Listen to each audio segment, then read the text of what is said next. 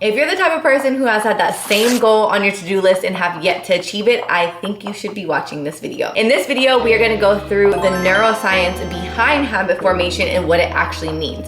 We're gonna be talking about the prefrontal cortex, which is the decision-making and moderating social behavior, as well as the basal ganglia, which is in charge of the emotions, memory, and pattern recognition. Taking a detox shot every day, going to the gym, working out, eating better, whatever the action is. Habits usually fail amongst chaos. And the brain defaults to the existing habit, which is the habit that we are trying to break. Also too, self-integrity means most. You need to align yourself with the frequency of actually believing in your own word and believing that you'll do the things that you actually say. So how long does this all take?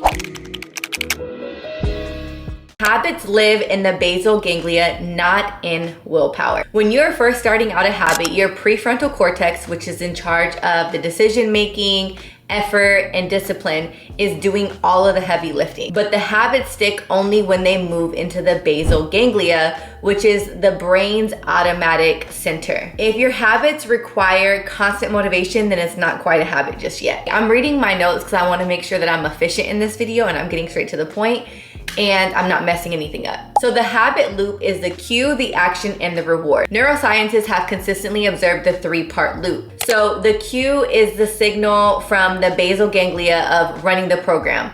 What is the program? What is the habit we're trying to achieve? And then the action is the behavior itself. It can be something like taking a detox shot every day, going to the gym, working out, eating better, whatever the action is. And the reward is a dopamine that teaches the brain that this is worth repeating. Once it's encoded, the brain prefers this loop because it conserves energy. Think of the person who has that pre-game ritual before they go out and perform, or somebody who wears uniforms to work every day, getting workout clothes out in the morning because you're inspired to work out first thing when you wake up. I think there was some type of study that said something like crazy, like some of the most successful people wore the same thing to work every day. Not necessarily the same exact outfit, but they knew that they were gonna wear like a black top, black pants, and black shoes, which made it easier to get up and get ready for the day, and then also prevented your mind from burning out of making decisions. The brain wants to make less decisions by having predictability. Dopamine is about anticipation, not pleasure. Dopamine actually spikes before the behavior when the brain expects a reward. So if the reward is unclear, delayed, or inconsistent, you're probably not going to repeat that habit. This is why the feel-good habits usually collapse, because the brain wants immediate satisfaction knowing that this is worth the effort. That's why the journey has to be the reward. So for me, a good example would be I want to get back into my healthy habits and working out every day. I can't necessarily have my goal of, well, actually that kind of works because I don't really have like a body goal. My goal at this point is just to work out every single day. Usually that statement is me saying that I'm working out for 60 minutes. Instead of me being happy or not happy or disappointed of not being able to work out for a certain length of time, I should be happy that I just showed up. I should find success and I should find progression in just the day-to-day task of working towards my goal rather than the end goal effort. Ironically, but not ironically, stress actually shuts down the habit. High stress pushes the brain into threat mode, reducing prefrontal cortex function. And that is why habits usually fail during lifestyle changes and habits usually fail amongst chaos. And the brain defaults to the existing habit, which is the habit that we are trying to break. Why most habit advice fails. Most advice focuses on behavior, but habits are identity, environment, and neurochemistry. Common mistakes are starting out too big. So you got a full list of things that you're gonna change when you haven't even been able to change one. Relying on motivational, which is an unreliable neurotransmitter at this level of where you are. Expecting to feel ready when you have not developed the neurotransmitters to even believe in the habit itself. Ignoring cues. The brain likes predictability and the brain likes to know when to act. So not setting up yourself for success. Lacking boundaries, not setting up systems, and not putting you in the most optimal position to actually start the action itself. Delayed rewards and the dopamine doesn't fire. So there needs to be something that you do that is a instant form of gratification. Think of the sticker system with young children when they do something good for the classroom or when they have daily attendance and they are excited about putting their sticker up. And that immediate gratification of seeing the actual progress and doing an action is something that can ignite the dopamine in our brain. So what is actually going to make your habit stick? And one thing that I have put off 100 different times because I just knew I can do all of these habits at once, especially with all of the lifestyle changes. I just knew that I could do all of these things, and I've actually failed so many times. So the first thing that's going to make your habit actually work is having a habit that is embarrassingly small. Not working out for 60 minutes, not cutting your diet out cold turkey, not making a complete 360 with everything that you do, but having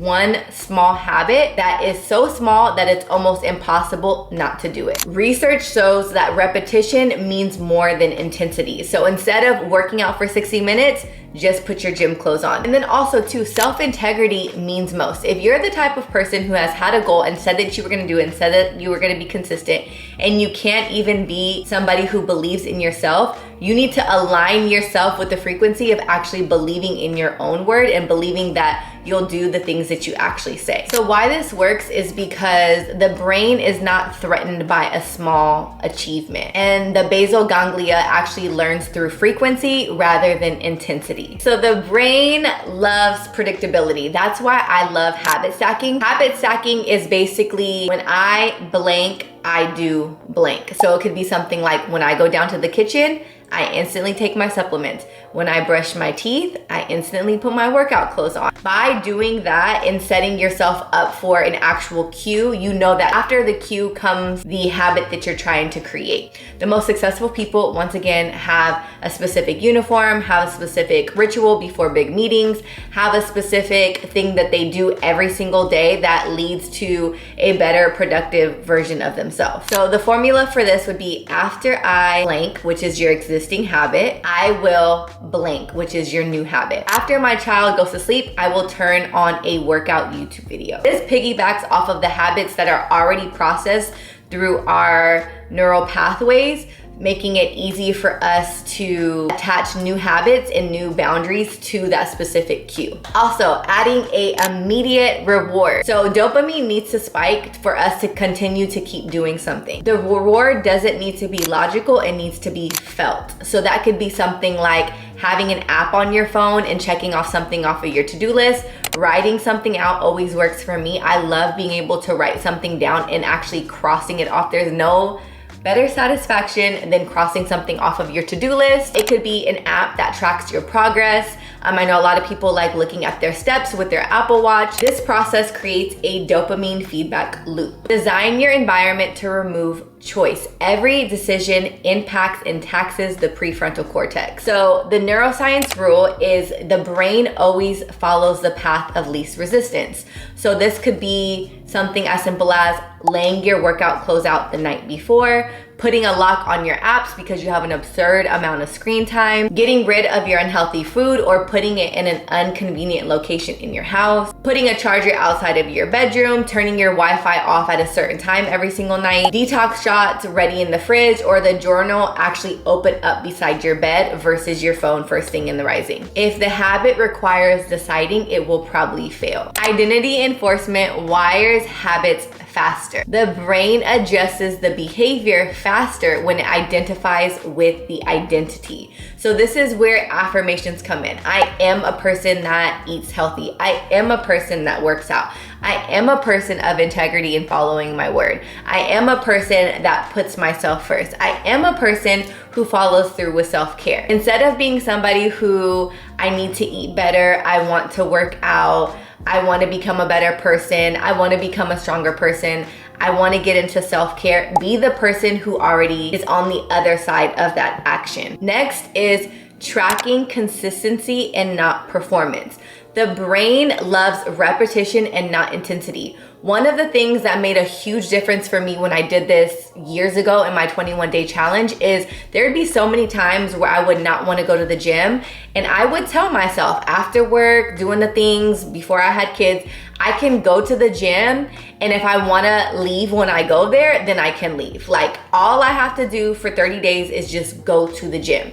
There were times, and there was never a time, even though I felt like at the time I didn't want to physically go, I would go, I would walk out, and I would walk back in because I'm already there. The brain responds better to completion rather than optimizing in intensity. So as long as you complete the task, you're going to build the repetition, and the brain is going to recognize that. You're going to ask yourself, did I show up for this goal, and not was it perfect, and did I do it at a high level? This lowers the cortisol level and increases the dopamine levels, because instead of being stressed out about you not having integrity or you not following through on your word, you're actually seeing the results of reaping the consistency and doing what you say you're gonna do. So how long does this all take? Some people, even like myself at one point, 21 days to build a habit, but I would say through the neuroscience, because this is all about science-based evidence in this video, is it usually takes around 60 days to form a habit. Obviously, there's different variables of the intensity of the habit, complexity, your stress levels, as well as your environment. But overall, consistency is always gonna beat speed. This is why soft discipline works and harsh discipline doesn't. It's going to stress you out if you're constantly a person who does not follow through on your word. It's gonna constantly stress you out if you don't actually follow through on the things that you say you're gonna do.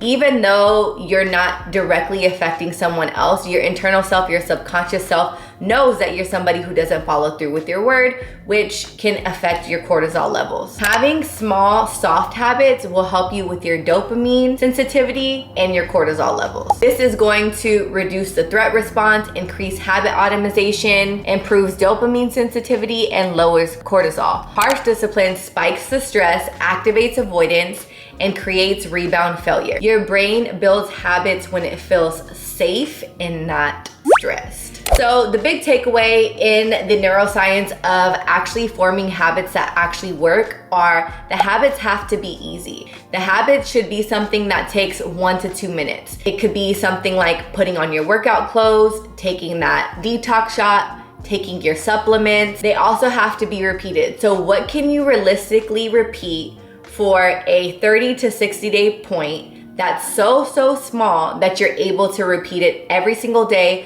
no matter where you are, what you're doing, or who's around. There's also should be an immediate reward, whether that's you taking a video and documenting your process on some type of app, writing it down, having a calendar, checking something off of a box, and doing something that's gonna reward the action itself. Also, they're attached to an identity. Who is this person on the other side of these habits? Who is this person that you're gonna become? Instead of speaking about this person into the future, affirm that you are that person now. They're designed into your environment. If there's anybody who knows about environment changing, especially as a mother to 3 different kids, this habit has to align with the environment and be able to be designed into the current environment that you're in. So these are the tips that I can share on ways that I've been able to actually start habits and get back into being somebody who is proud of myself, has integrity with myself, just being somebody who is following through with my word and has self-integrity and values myself, my goals, my dreams, who I want to be and who I am. I have a video that I think is super important to watch. I have struggled for years of getting back to myself. I am a mom of 3 kids now, and I feel like for so long that was an excuse of like, it's normal to feel this way. It's normal to be like this, but I just knew that there was something that was wrong. I ended up getting my blood panel, and I actually had so many deficiencies in my body that were directly affecting my fatigue, directly affecting my sleep, my energy, brain fog, and all of the things. And no matter how great I could be, no matter how many habits I can implement, if I'm implementing habits every single day on 70%, I'm only operating at a grade C level. So I strongly advise that you look into your genetic makeup. I like to think of this as a human entity, and all of your vitamins and nutrients are parts of yourself that can make yourself grow or can actually deplete you. So I have learned so much over the last 2 months about myself, and I have seen a major amount of progress in my mood, discipline, ability to follow through with my word just by adjusting the things in my body to make me show up at 100% versus a 70%. So think of yourself as a corporation entity, in every single vitamin and nutrient being somebody and something that works for you or can be somebody who is holding you back. So if you guys have any questions, any suggestions, please put it down in the comments below. I hope everybody watching is in a place where they are achieving their goals, they are following through on their word, and we are all getting it done. So I will see you guys on the next upload.